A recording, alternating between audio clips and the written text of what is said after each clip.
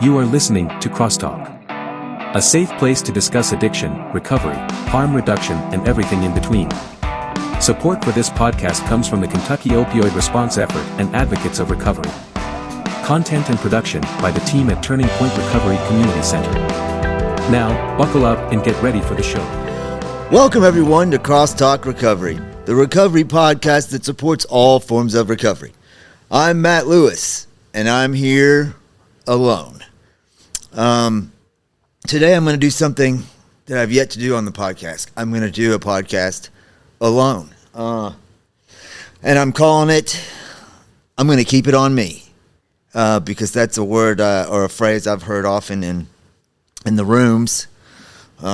So today, as the day that this comes out, which is going to be on August 18th, as of yesterday, the 17th, I will have had 5 years of continuous sobriety from all mood and mind-altering substances. That includes nights and weekends and holidays. LOL. Did I just say LOL? Wow. But I want to take this opportunity to do something that I've wanted to do for a while if you've listened to this podcast for a while, you have heard bits and pieces of my story. But for the past couple years, I've been doing a thing where I give an abridged version of my story when I speak, give my lead. I like to call it giving my testimony.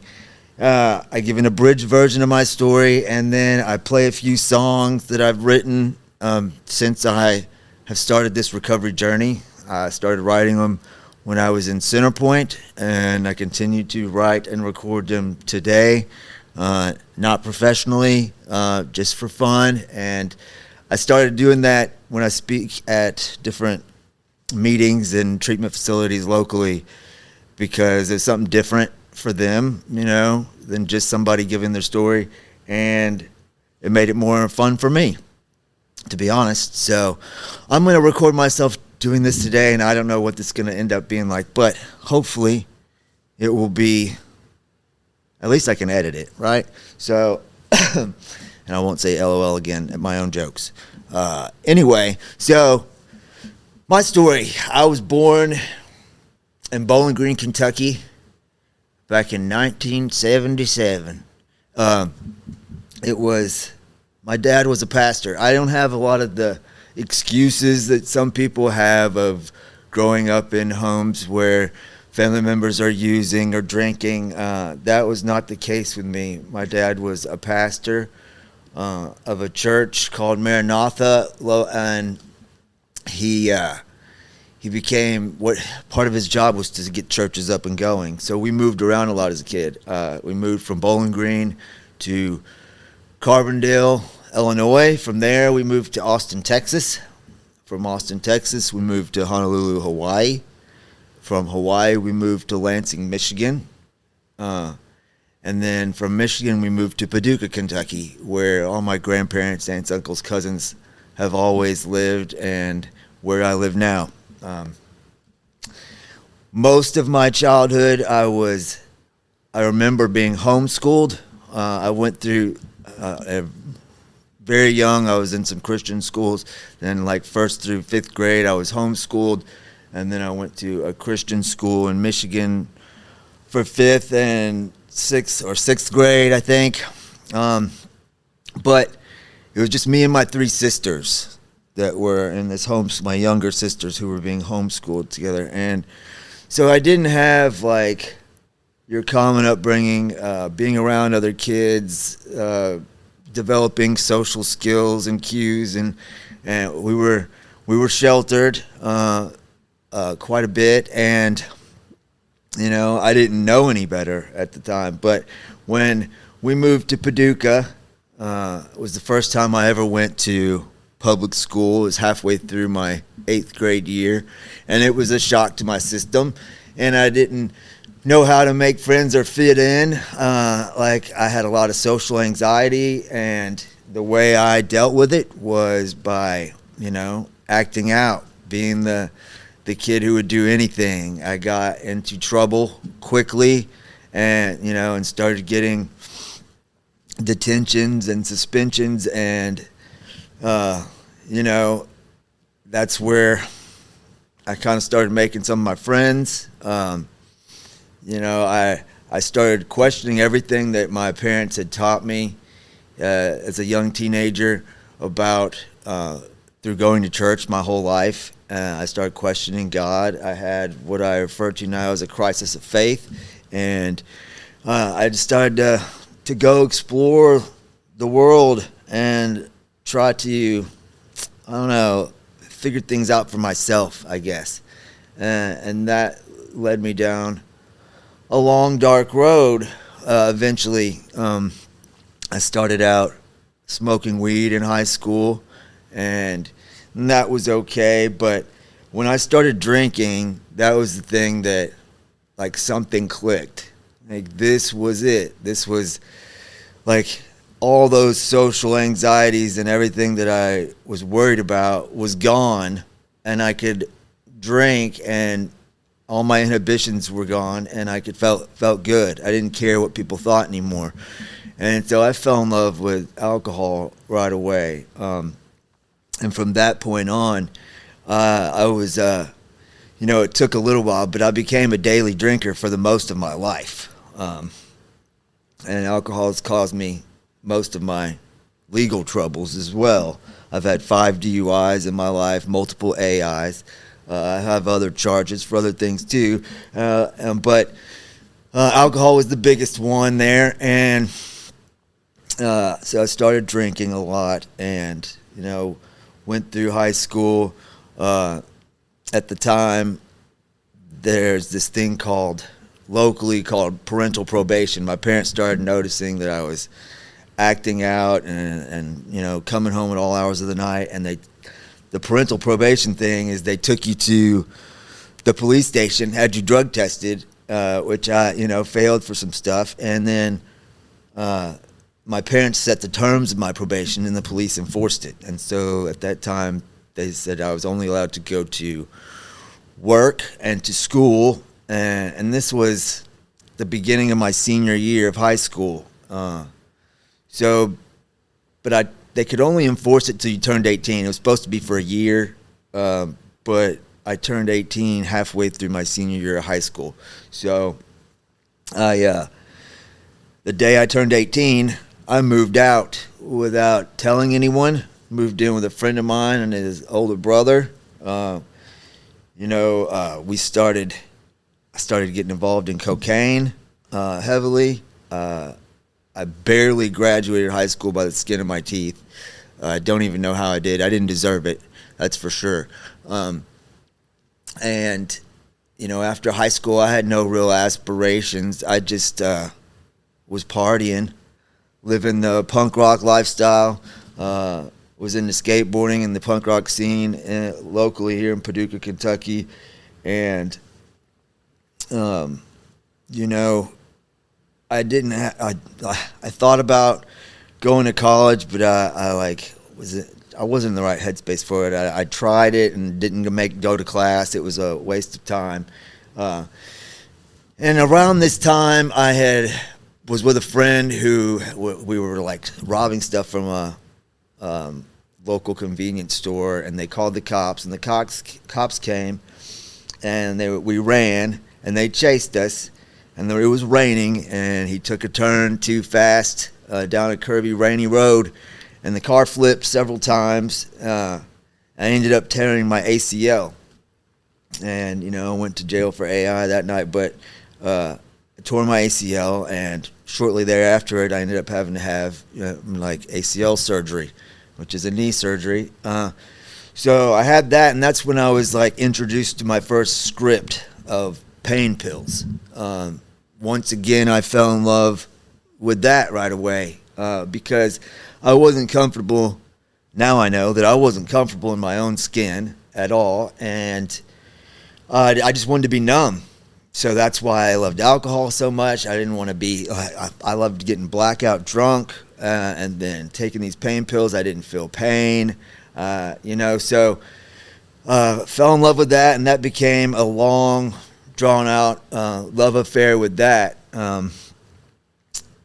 So after that, I did a little time for a breaking and entering charge, and then I when I got out, I went down to Panama City with a bunch of my friends, and for the eternal spring break, we went down there, and it was more the same, just drinking, partying. I was 20, turned 21 down there, doing cocaine, taking pills, just young, dumb. I did that for a couple years. People started going to jail because anybody who doesn't know, Panama City is basically a trailer park when the beach is closed down during the winter. So you get to know everybody who lives there, especially in the underworld, so to speak. And so we got in good with people who were dealing, and people started getting busted, and they started ratting on each other. And I saw the writing on the wall, and I decided to get out of town before it caught up with me. So I went back to Paducah. I never really had liked Paducah because I'd lived in all these bigger cities growing up, and Paducah's a small town. And so I wanted to get out as quickly as I could. I think I was only back for 2 or 3 months. And then me and a buddy of mine moved up to Louisville, Kentucky. That was close. It was like 3.5 hours away, but it was a bigger city, not huge, but big enough. And I lived there for 20 years. It's the longest I've ever lived anywhere. I love Louisville. My son's there. I met my son's mother. We had him. We were married for 4 years. I worked off and on, but I tried to go back to school, but I was drinking and partying the whole time. The pain pills were slowly getting more and more prevalent. I always tried to keep it off and not, because I was worried about being addicted to them. So I tried not to be, but over the years I became more and more reliant on them, and I was drinking every day. And I did that for a long time, and I had a lot of good friends up there, but I wasn't going anywhere. I was just spinning my wheels. I was partying, and I was getting older. I would get a DUI. I'd get a possession charge. I'd get they were always just speed bumps to me. I had become used to getting arrested. At first I would get angry at the cops and mad at the situation and blame everybody else, but eventually you get arrested enough times, it just becomes normal. It's amazing what can become normal. The chaos of the madness becomes normal, and you realize, okay, I'm going to jail again. I can go take a nap. This is just part of the life. And I never was given the opportunity for rehabs. I spaced out a lot of these arrests over the years far enough apart where I could fool them and say that I didn't have a problem with this or that. I got lawyers. I got stuff dropped down. So this went on for a long time, man. And, I was making some bad decisions in my relationships, obviously. I was treating friends wrong. I was lying and manipulative and all the things that most of us who know about that have been in addiction of any kind for any amount of time. And as the years went by, man, and became more and more addicted to the pain pills, they got harder and harder and more expensive. I eventually just ended up doing heroin. And that's one of those things, because it was cheaper. And I tried to say that I wasn't as bad as this person or that person for a lot of years because I wasn't doing that. But I was just lying to myself, obviously. So I did that, and I did that for several years, more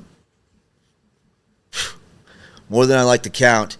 But I was done, man. All my friends, I had a large group of friends early on when I moved to Louisville, and they slowly withered away by either me doing them wrong or them getting sober or them going to jail. And it was down to just a couple of us that I trusted at that point. But I was sick and tired of being sick and tired. I was hopeless. I was at my ropes end. The prayers I was saying at that time were that I wouldn't wake up tomorrow to have to figure out where I was going to get my next fix, how I was going to feel good enough to go to my job and keep everything afloat like I barely was being able to do.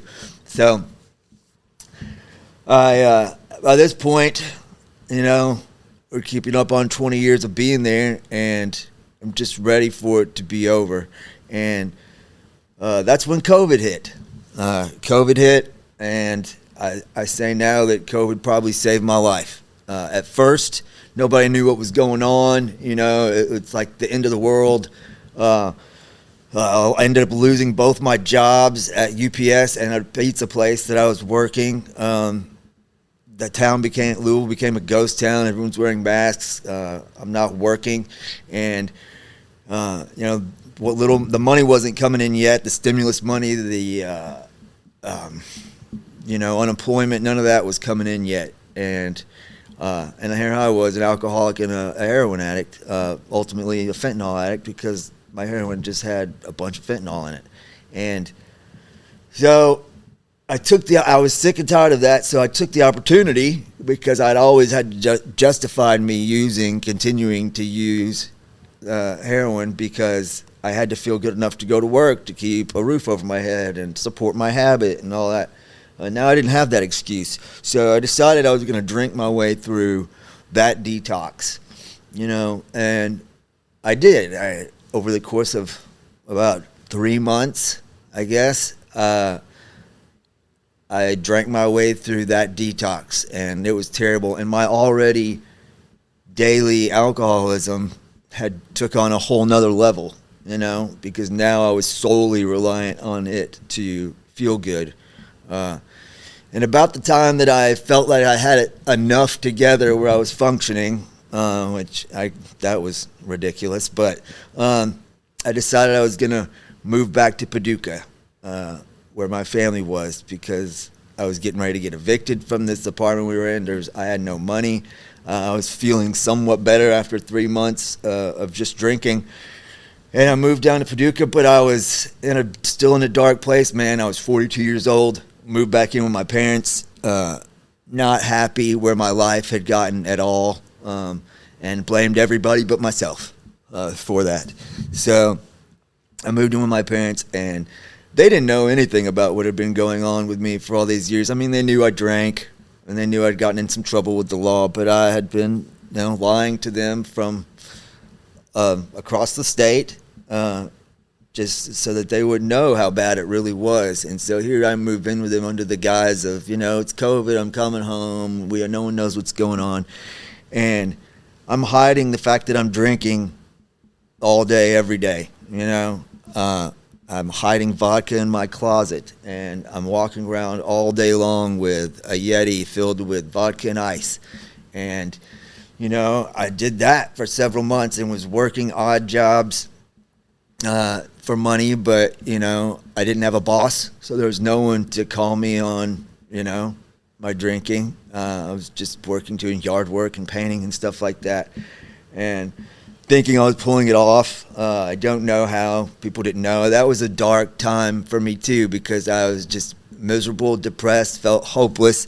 And then I wasn't even enjoying the drinking, because it was like I was trying to walk this line of not being sick, but not being so drunk I was belligerent, and everybody knew that I was just drinking all day, every day.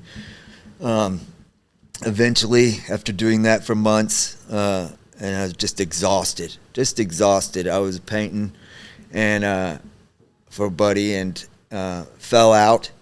Ended up going to the hospital, and when I went into the hospital, I told them, I was honest with the nurse. I was like, if I'm going to be here for any amount of time, I'm about to get real sick, and so I ended up staying there doing a 7 to 10 day, I can't remember exactly, medical detox from alcohol. That was the worst detox I've ever been through. I've been through a bunch of them.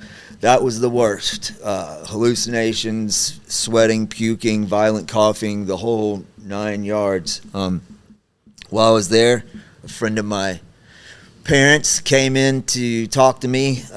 He went to their church. He was also a former addict, and he had a relationship with Centerpoint. And, I wasn't I wasn't excited about the idea of going to a rehab, but I also wasn't excited about going back to my parents' house with them knowing the truth and having to hear them give me a hard time all the time about what I need and should be doing and what they think's going to work. So it was kind of a way to avoid that. And I was looking at it like, well, it's COVID, the world's shut down. What do I got to lose but to go in here and try rehab for the first time in my life at 42, almost 43. And so when I left the hospital, I went straight to Centerpoint. And Centerpoint, I was used to jail. I expected it to be kind of like jail, and I was used to that. But I wasn't ready for what anybody who's been through treatment knows, that I had to do a week-long quarantine when I got there because of COVID. When I came down out of that room after that, all the guys there hugging me, telling me they love me, that was weird because I was not prepared for that. But, I started to slowly but surely, I was still, I don't know, a 30-day rehab wouldn't have been enough for me. It was over 2 months before I stopped fully shaking and my body started to heal after, spending 30 years of daily alcoholism and all the drug abuse, the cocaine, the heroin, meth, everything that I did for all those years. My body needed a long time to heal. But, I stayed, and I was community, which means that I wasn't there being made to be there by DOC. So a lot of people didn't understand why I was there. And for some reason, which I'm grateful for now, I took it on myself to think, I need to be here. So I'm going to stay and I'm going to complete this program no matter what. I could have left at any time with no real consequences, at least legal consequences. But I decided to stay, and I was like, I've never tried this before, this recovery thing before, so I'm going to give it my 100% honest and thorough attempt. And if it doesn't work, then I at least know that I tried. And so I stayed and I did that. I just dove in. I went from when I first got there being a guy who wasn't grateful for anything because, like I said, I blamed everybody but myself, to a guy who knows the importance of gratitude. And now I get made fun of everywhere I go because, as anybody who listens to this podcast knows, I end it every time with stay grateful. And so people yell that at me all the time. But you know what? It is important. So I went through there. I worked a thorough and honest fourth and fifth step.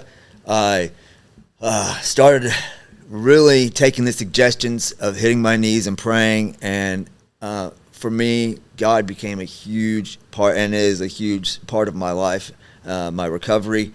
I know that I couldn't do it without my relationship with Him.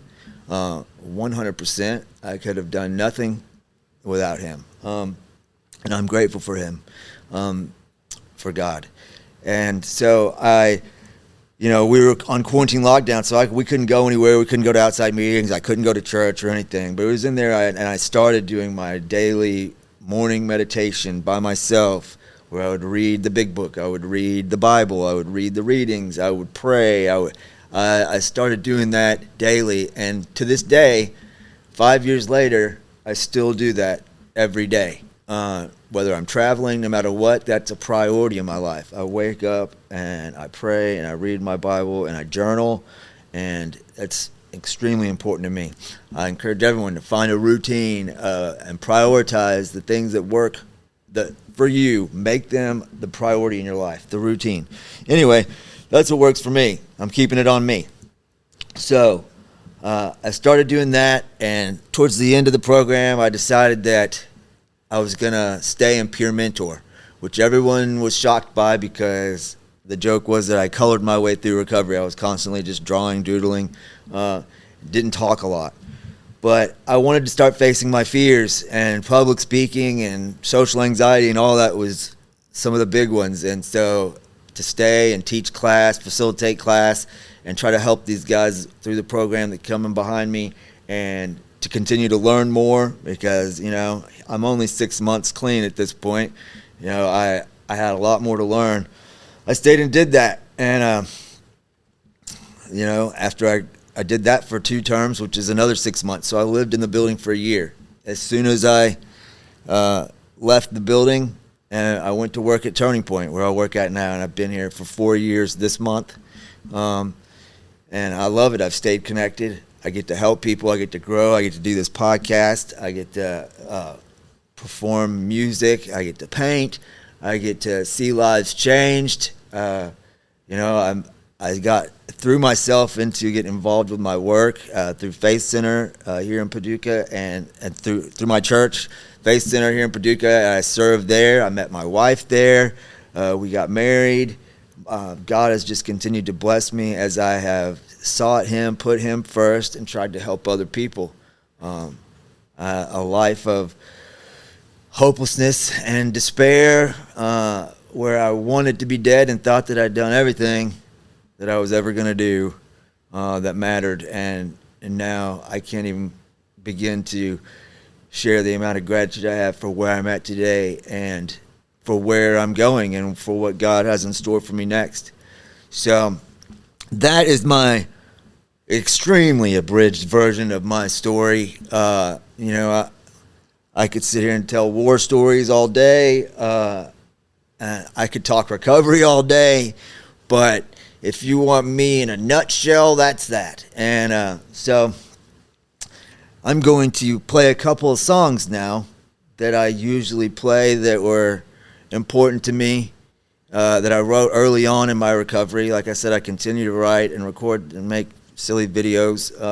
But early on, they were about recovery and about God and the things that were really impacting my life. And I like to, after I give that abridged version of my story, I like to play these few songs. So I'm going to record myself doing that, and then we'll go from there.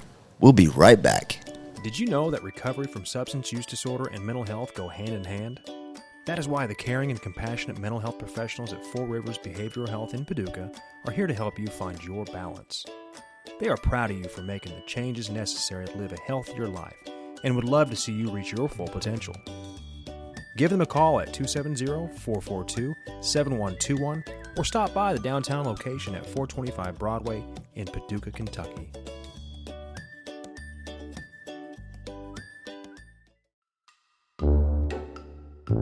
Hey y'all, did you know it's illegal to own just one guinea pig in Switzerland because they get lonely? Here at Turning Point, we don't want you to ever be lonely either. That's why we're open 7 days a week from 8 a.m. to 8 p.m. Always feel free to come hang with our friendly staff, and don't forget your guinea pig. We're located at 415 Broadway Street, downtown Paducah.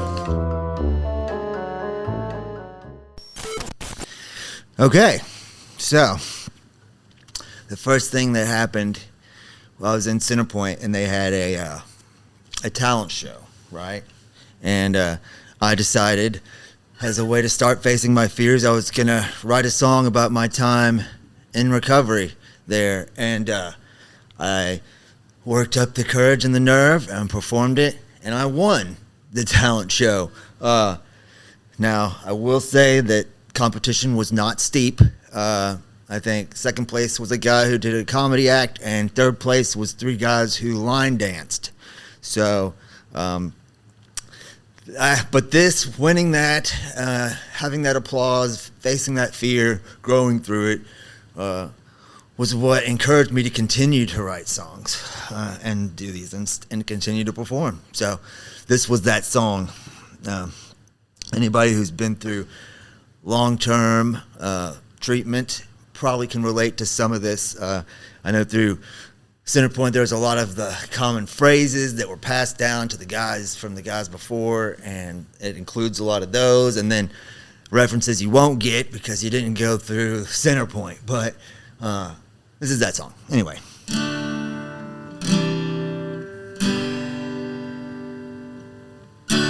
Dumped in recovery, didn't want to be here for real. On awakening. Still not much appeal. Trust the process and hit your knees. Easy does it. More food, please. Yeah, come on somebody. Yeah, come on somebody. Yeah, come on somebody. Yeah, come on. Miss the spiritual part of the program. You miss the whole program. When you have a spiritual awakening, you say, what happened? That's crazy. Acceptance is key.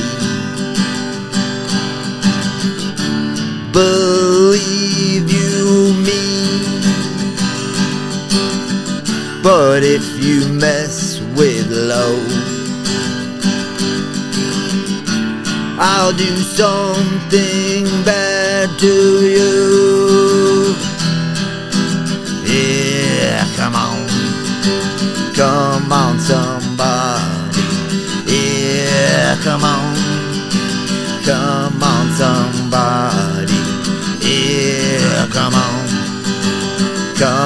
somebody. Yeah, come on. If you're messing up, you need to raise your hand. And if you're going to the turning point, you better be in the van. The fog has lifted, and brotherhood is real. Closer to my higher power. Oh hell yeah, everybody come on, sing it with me now. Yeah, come on somebody. Yeah, come on somebody. Yeah, come on somebody. Yeah, come on with me now. Come on with me now. Come on with me now. Come on. So, that was the song that started all of this nonsense. So, as I was talking about facing fears, courage, that was one of the word courage jumped out at me early on in my recovery, because when I got to center point, I didn't think I was afraid of anything, because I didn't care if I lived or died at that point. But come to find out, through working the fourth step, taking a deep look at myself, my whole life had been controlled by fear. Fear of what people thought of me, fear of success and failure, fear of so many things I had let just control me, drag me down, make me hide from myself, not be comfortable in my own skin. And I decided I wanted to be somebody who faced my fears head on and grew through them. Whether they fell flat on their face or succeeded, they would learn a lesson, get up and keep trying. So this song is called Courageously.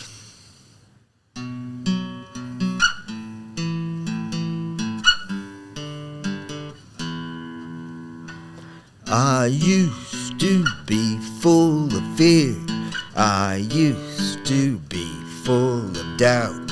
I used to not want to hear the words that came out your mouth. I was afraid to be judged. I thought my life was a wash. That's when I started to trudge, have faith and not be a lush. And now I'm free, living courageously. Yes, now I'm free to live courageously. I used to worry a lot, drink booze and do lots of drugs. I wasn't giving a thought to you or other mugs. I was as selfish as they come, a prisoner with no sense of love. That's when I hit rock bottom and asked for help from above. And now I'm free, living courageously. Yes, now I'm free to live courageously. And now I'm free, living courageously. Yes, now I'm free to live courageously. I used to steal all the time. I used to lie just for fun. I was so disconnected. I was so spiritually dead. I knew I could not do it alone. I thought that I was on my own. That's when I gave up my plans and put my life in His hands. And now I'm free, living courageously. Yes, now I'm free to live courageously. And now I'm free, living courageously. You too can be free to live courageously. Yeah, live courageously. I encourage it. I would never be doing this if I wasn't trying to live by courage. So, as I've said before, also, when I got to Center Point, I blamed everybody else for where I was at in my life. But slowly but surely, through working a program, through building a relationship with God, I realized it wasn't anyone else. It wasn't the judge's fault. It wasn't the dealer's fault. It wasn't God's fault. In fact, it was only by the grace of God that I was alive and had the opportunity to change my life. So this song is called All Along.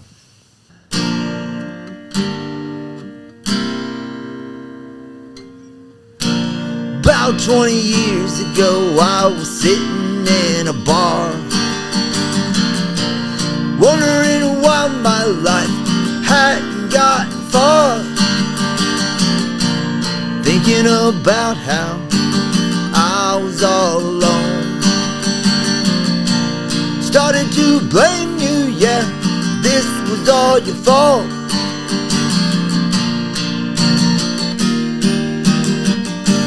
You were right there all along.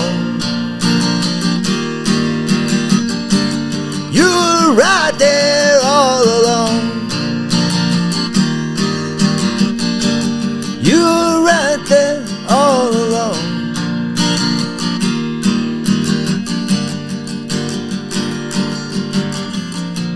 Few years later, I was in a dark room, surrounded by people with needles and spoons.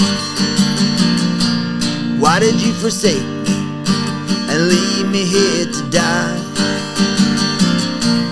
That is what I told myself, but that was just a lie. Because you were right there all along. You were right there all along.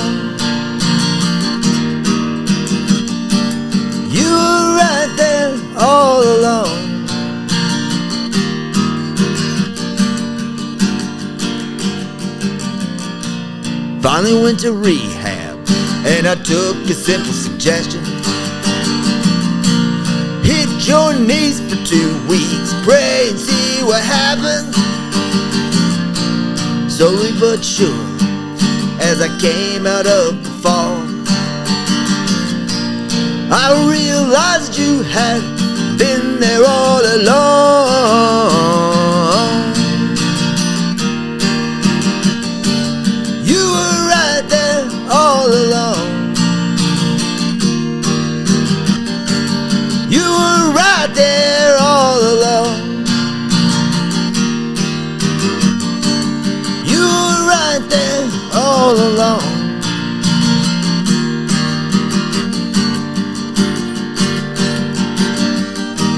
No one could have told me life could be this way. Knowing you got me each and every day. Knowing you forgive me for what I used to do. Knowing you love me and will carry me through.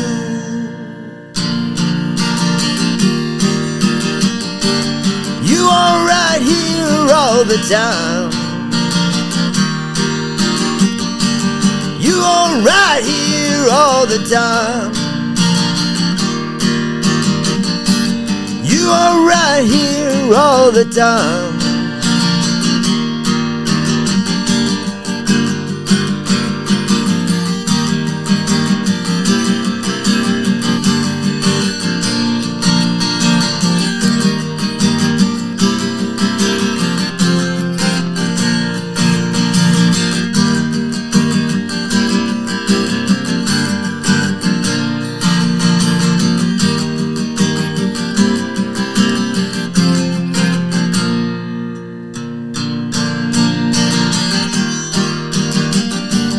You are right here all the time.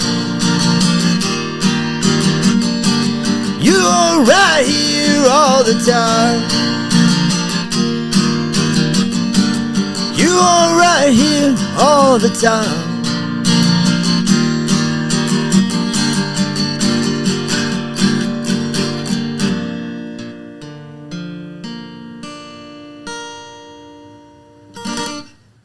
All right. So, let's see. What y'all know about stinking thinking? Normally at this time I'll point at somebody in the audience and be like, I know you know about stinking thinking. And they laugh. Do I do a LOL callback? Nah, never mind. This song's called Stinking Thinking.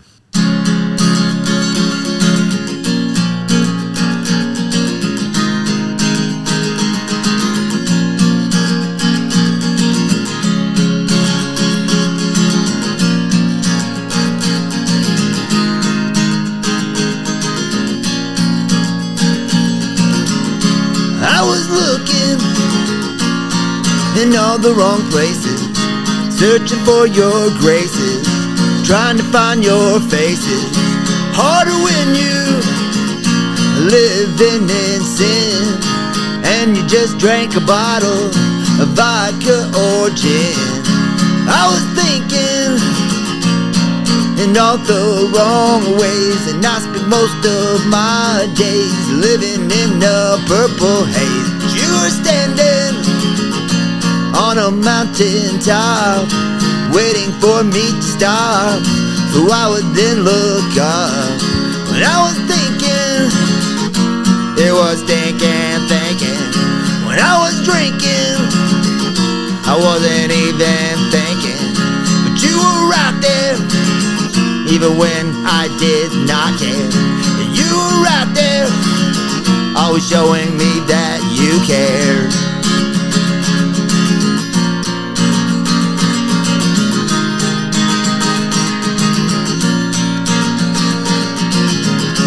I was acting much like a fool, broken all the rules. I thought I was cool, but then I realized that I was all alone, no place to call home. I couldn't find my phone. I was thinking in all the wrong ways, and I spent most of my days living in a purple haze. But you were standing on a mountain top, waiting for me to stop, so I would then look up. When I was thinking, it was thinking. When I was drinking, I wasn't even thinking. But you were right there, even when I did not care. And you were right there, always showing me that you cared. You were right there. You were right there. You were right there. You were right there.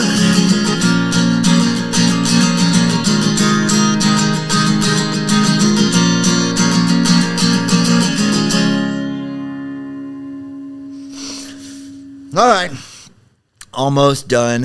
I hope this hasn't been too painful. Like I told you earlier, one of my biggest things that I promote everywhere I go, gratitude. Stay grateful. This is the name of this song is Stay Grateful. So I'm going to send you out with this song. I hope that you've enjoyed getting to know me a little bit better. If you're interested in my shirt, this is our new overdose awareness shirt. We're selling them at Turning Point. Call us, email us, buy a shirt. Come out to Overdose Awareness Day at Noble Park on August 31st at 5 p.m., I think. And with that, as always, 1, 2, 1, 2, 3, 4. There was a point in my life that I just wanted to die. I thought I had done everything I could do with my life. I quickly realized when I came out of the fog, perception is everything, and how much I've been wrong. If I stay grateful today, stay grateful today. If I stay grateful today, everything will be okay. If I stay grateful today, stay grateful today. If I stay grateful today, everything will be okay. I know this girl who always seems so down. You never see her smile, and she always wears a frown. And when I see her, all that I can do is say, at least you're alive and still breathing today. If she stay grateful today, stay grateful today. If she stay grateful today, everything will be okay. If she stay grateful today, stay grateful today. If she stay grateful today, everything will be okay. I don't like metal toilets. I don't like negativity. I don't like measuring my happiness in cc's. I don't like mom jeans. So I stay grateful today. Stay grateful today. Yes, I stay grateful today, and everything is okay. Yes, I stay grateful today. Stay grateful today. Yes, I stay grateful today, and everything is okay. Selfish, self-centered, self-pity. These things are no good for anyone, especially me. And when I catch myself falling into that trap, I remember my problems today pale in comparison to my past. So I stay grateful today. Stay grateful today. Yes, I stay grateful today, and everything is okay. Yes, I stay grateful today. Stay grateful today. Yes, I stay grateful today, and everything is okay. I don't like metal toilets. I don't like negativity. I don't like measuring my happiness in cc's. I don't like mom jeans. So I stay grateful today. Stay grateful today. Yes, I stay grateful today, and everything is okay. Yes, I stay grateful today. Stay grateful today. Yes, I stay grateful today, and everything is okay. Everything is okay. Everything is okay. Yeah.